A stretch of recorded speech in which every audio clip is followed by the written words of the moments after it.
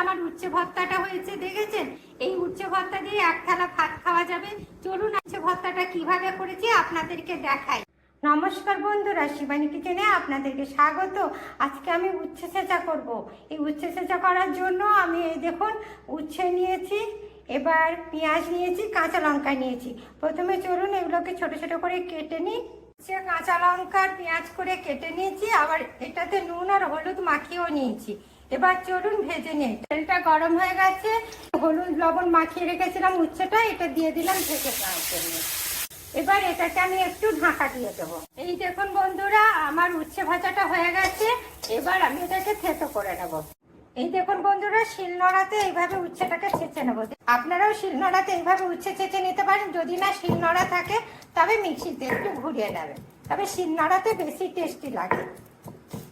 এই দেখেছেন বন্ধুরা কি সুন্দর উচ্ছেটা ছেঁচা হয়েছে। এবার এটাকে আমি দেখে নেবো নুনটা ঠিক আছে নাকি। নুন লঙ্কা সমস্ত ঠিক আছে। এবার এটাকে আমি তুলে নিচ্ছি। দেখুন বন্ধুরা, এই দেখুন বন্ধুরা, আমার কি দারুণ উচ্ছে ভর্তা হয়েছে। আমার এই রান্নাগুলো আপনাদের যদি পছন্দ হয় তবে লাইক করবেন, কমেন্ট করবেন। তাদের জন্য নতুন নতুন ভিডিও বানাতে উৎসাহী হই, আগ্রহী হই। প্লিজ সাবস্ক্রাইব করে দেবেন চ্যানেলটাকে।